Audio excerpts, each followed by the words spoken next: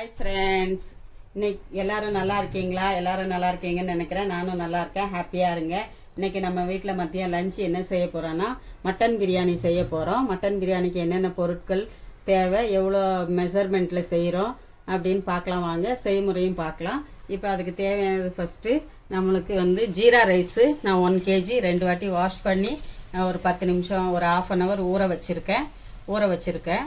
அப்புறம் தக்காளி ஒரு 200 தக்காளி, 1 kg மட்டன் 200 தக்காளி, 200 வெங்காயம், அப்புறம் 1 கப்பு தயிர், இஞ்சி பூண்டு பேஸ்ட்டு 4 ஸ்பூனு, டீஸ்பூன் பெரிய ஸ்பூனில் 4 ஸ்பூனு, தனியா பொடி ஒரு 4 spoon 2 spoon, chilli powder 2 spoon, Kashmiri chilli 1 spoon, இது லெமன் க்யூப்ஸ் வச்சுருக்கேன். அதில் 2 லெமன் எடுத்துக்கோங்க. உங்களுக்கு நான் க்யூப்ஸாக வச்சுருக்கேன். மஞ்சத்தூள் கொஞ்சம் ஒரு சிட்டிகை, கொஞ்சம் கரம் மசாலா, நம்ம வீட்டில் அரைச்ச கரம் மசாலா, அப்புறம் ஒரு 100 கிராம் எண்ணெய், கடலெண்ணெய் எடுத்திருக்கேன். அந்த வாட்டி செக்கில் ஆட்டின கடலெண்ணெய் எடுத்திருக்கேன். அப்புறம் பச்சை மிளகா ஒரு 5-6 பச்சை மிளகா, மட்டன் 1 kg. நான் இதில் உப்பு, மஞ்சத்தூள், இது இஞ்சி பூண்டு பேஸ்ட்டு போட்டு வேக வச்சுருக்கேன் ஒரு 3 விசிலில். அதே மாதிரி நீங்களும் வச்சுக்கோங்க. அப்புறம் கொத்தமல்லி, புதினா நம்ம தேவைக்கு ஒரு கைப்பிடிகள். இப்போ எப்படி செய்யலாம்? இவ்வளோதான் தேவையான பொருட்கள் பிரியாணி செய்கிறதுக்கு. 1 kg கெப்பாசிட்டி. இப்போ நம்ம எப்படி செய்யலாம்னு பார்க்கலாம் வாங்க. நம்ம ஸ்டவ்வை ஆன் பண்ணிக்கிட்டோம். பேன் வச்சுருக்கோம். அடுப்பில் பேன் வச்சுக்கிட்டாச்சு. ஸ்டவ்வும் ஆன் பண்ணிக்கிட்டோம். இப்போ பேன் சூடாகட்டும்.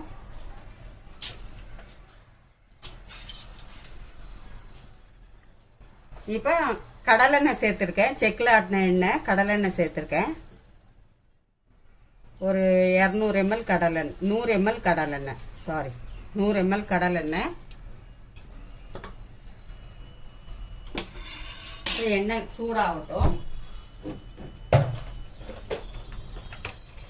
இப்போ 2 பிரியாணி இலை போட்டுக்கலாம். பட்டை 2 போட்டுக்கலாம். ஏலக்காய் ஒரு 5 போட்டுக்கலாம்.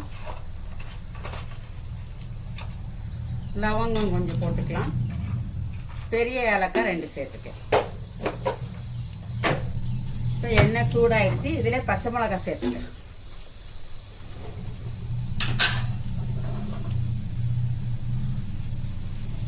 இப்போ ஒரு 2 நிமிஷம் இது வதங்கணும்.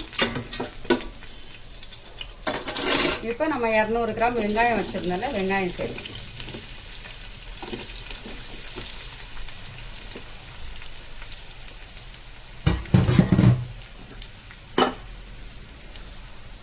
நம்ம கறியில் உப்பு போட்டு அவிச்சிருக்கோம். இப்போ இந்த சாப்பாட்டுக்கு தேவையான உப்பு, கல் உப்பு சேர்த்துக்கலாம். ஆல்ரெடி கறியிலையும் உப்பு போட்டிருக்கோம். இதில் பார்த்து போட்டுக்கிடுங்க. அப்புறம் வேணும்னா நம்ம சேர்த்துக்கலாம். நிறைய ஆயிடுச்சுன்னா எடுக்க முடியாது. இப்போ இந்த எண்ணெயிலே இந்த இஞ்சி பூண்டு பேஸ்ட்டும் போட்டுக்கலாம். 4 ஸ்பூன் பேஸ்ட், இஞ்சி பூண்டு பேஸ்ட். நீங்கள் 4லேருந்து 5 ஸ்பூன் போடலாம் 1 கிலோ.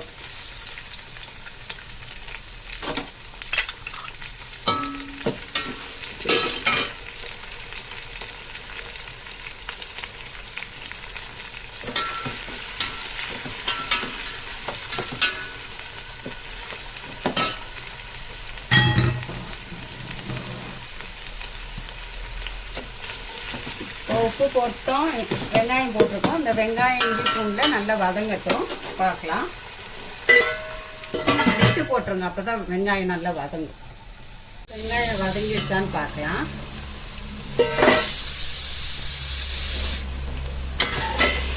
வெங்காயம் ஓரளவு வதங்கிடுச்சு. நல்லா வதங்கணும் வெங்காயம். பிரியாணிக்கு வெங்காயம் நல்லா வதங்கணும். அப்போ தான் டேஸ்ட் கொடுக்கும்.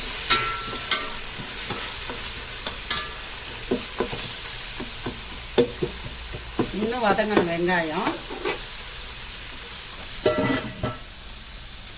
வெங்காயம் வதங்கிடுச்சான்னு பார்க்கலாம். ஆமாம், ஓரளவு நல்ல கலர் சேஞ்ச் ஆகிடுச்சு. வெங்காயம் நல்லா வதங்கிடுச்சு. இந்த அளவுக்கு வதங்கணும். இந்த அளவுக்கு நல்லா சுருண்டு வதங்கணும் வெங்காயம். இந்த வெங்காயம் வதங்கினதும் நம்ம தக்காளி சேர்த்துக்கலாம். 200 கிராம் தக்காளி வச்சுக்கலாம். தக்காளி சேர்த்துக்கலாம்.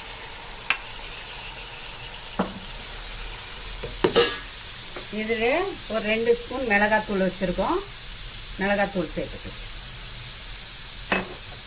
இப்போ காஷ்மீரி சில்லி 1 ஸ்பூன் வச்சுருக்கோம், இதையும் சேர்த்துக்கலாம். தனியாத்தூள் 2 ஸ்பூன் வச்சுருக்கோம், இதையும் சேர்த்துக்கலாம். இப்போ மஞ்சத்தூள் ஒரு 1/4 ஸ்பூன் மஞ்சத்தூள் சேர்த்துக்கலாம். இப்போ லெமன் ஜூஸு நம்ம வந்து அரிசி போட்ட பிறகு தான் போடணும். இப்போ நம்ம வீட்டு கரம் மசாலா இது ஒரு 1/4 ஸ்பூன் 1/2 ஸ்பூன் போட்டுக்கலாம். இது எல்லாம் போட்டு இது எல்லாம் மிக்ஸ் ஆகணும். தக்காளியும் நல்லா குழையணும். இப்போ நம்ம ஒரு புடி கொத்தமல்லி புதினா சேர்த்துக்கலாம்.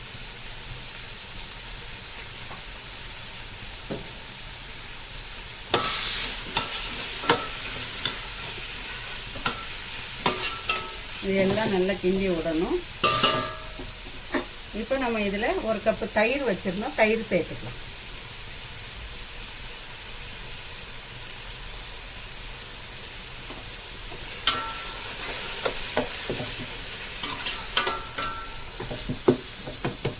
நல்லா கிளறி கொடுக்கணும். இப்போ வந்து நம்ம லிட்டு போட்டு மூடிக்கலாம். தக்காளியும் அதே மாதிரி வதங்கணும். தக்காளி வதங்கிடுச்சான்னு பார்க்கலாம். ஆல்மோஸ்ட் தக்காளியும் நல்லா வதங்கிடுச்சு. இந்த அளவு வதங்கணும். அடி பிடிச்சிடக்கூடாது. இடையில நீங்கள் கிண்டி கொடுத்துக்கிடுங்க. அடி பிடிச்சிடக்கூடாது. நம்ம தண்ணி எதுவுமே சேர்க்கலை. இது பாருங்க, தக்காளி வெங்காயம் எல்லாம் நல்லா மசிஞ்சிருக்கு. இப்போ வந்து நம்ம மட்டனை சேர்த்துக்கலாம். மட்டன் வேக வச்சுருந்தோம் இல்லையா, அந்த மட்டனை சேர்த்துக்கலாம். மட்டனை சேர்த்துட்டு ஒரு 2 நிமிஷம் கிளறி விடுங்க. மட்டன்லேயும் உப்பு போட்டிருக்கோம், நம்ம இந்த கிரேவிலையும் உப்பு போட்டிருக்கோம். நம்ம அரிசி போட்ட பிறகு தான் நம்ம திருப்பி உப்பு செக் பண்ணணும். காரம்லாம் கரெக்டாக இருக்கும். உங்களுக்கு அதிகமாக வேணுன்னா காரம் அதிகமாக சேர்த்துக்கோங்க.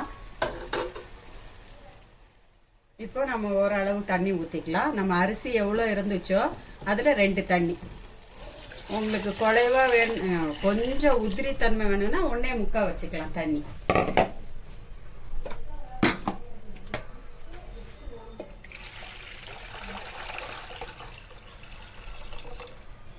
இப்போ 2 தண்ணி ஊற்றியாச்சு.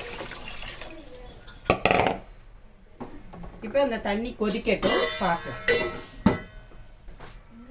தண்ணி கொதிக்குதான்னு பார்க்கலாம். நல்லா கொதிக்குது தண்ணி. தண்ணி கொதிக்கும் போது நம்ம ரைஸ் போட்டுக்கலாம். ரைஸில் தண்ணி இருக்கக்கூடாது.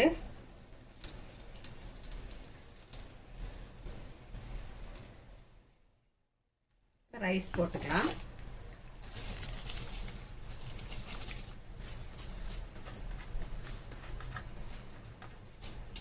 இது 1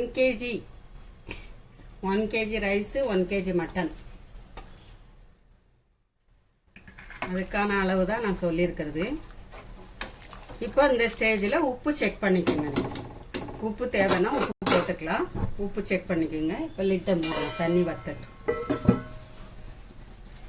தண்ணி எவ்வளோ இருக்குதுன்னு பார்க்கலாம். நம்ம ஒரு வாட்டி இடையில கிண்டி விடணும், இன்னும் அடி பிடிச்சிரும். இப்போ தண்ணி இன்னும் இருக்குது. நான் உங்களுக்கு சொல்லியிருந்தேன் உப்பு தேவைன்னா போட்டுக்கோங்க இந்த ஸ்டேஜில் அப்படின்னு. உப்பு சேர்த்துக்கோங்க. இப்போ தண்ணி இன்னுமே இருக்குது. இந்த ஸ்டேஜில் நம்ம லெமன் ஊற்றிக்கலாம். 2 லெமன் புழிஞ்சு வச்சுருக்கோம். நான் க்யூப்ஸாக வச்சுருந்தேன். நீங்கள் 2 லெமன் சேர்த்துக்கலாம். புளிப்பு வேணும்னா 2 லெமனு, புளிப்பு கம்மியாக வேணும்னா 1 லெமன். இப்போ இன்னும் தண்ணி வற்றணும்.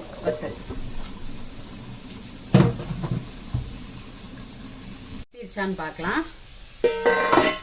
தண்ணி நல்லாவே வற்றிருச்சு. இந்த ஸ்டேஜில் நம்ம தம்மில் போட்டுக்கணும்.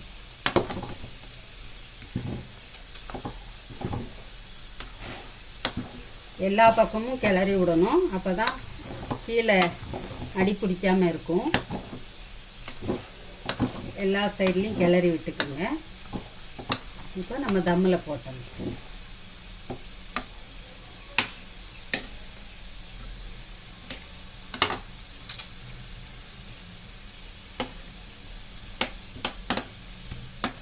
நம்ம எல்லா பக்கமும் எடுத்து சைடெல்லாம் எடுத்து விடணும்.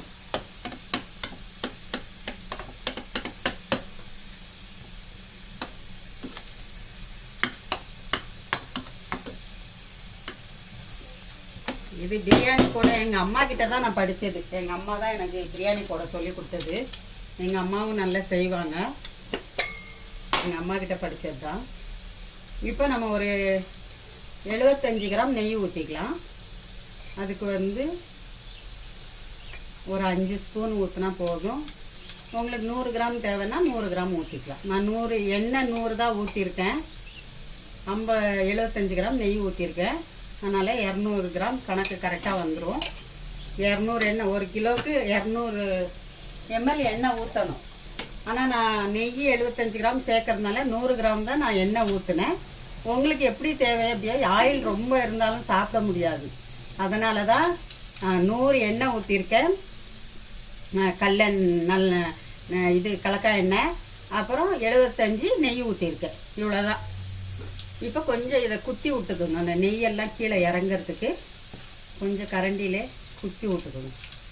அப்போ கீழே மேலே இருக்கிற நெய்யெல்லாம் கீழே இறங்கும் எல்லா சாதத்துக்கும். இது எங்கள் ட்ரிக்ஸு. சூப்பராக இருக்கும். நீங்களும் செஞ்சு பாருங்கள். இப்போ அந்த கொத்தமல்லி புதினா வச்சுருந்தோம் இல்லையா, கொஞ்சம் ஒரு கைப்பிடி அதை கார்னிஷ் போட்டு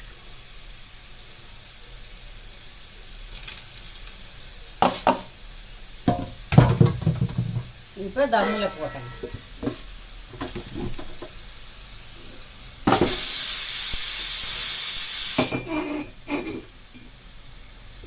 தீ வந்து மீடியமாக வச்சுக்கோங்க. 5லேருந்து 7 நிமிஷம், குறைஞ்சி போனால் 10 நிமிஷம், அதுக்குள்ளே ஆஃப் பண்ணிடணும். எல்லாம் கீழே பிடிச்சிரும். தம் இறக்கும் போது பார்க்கலாம்.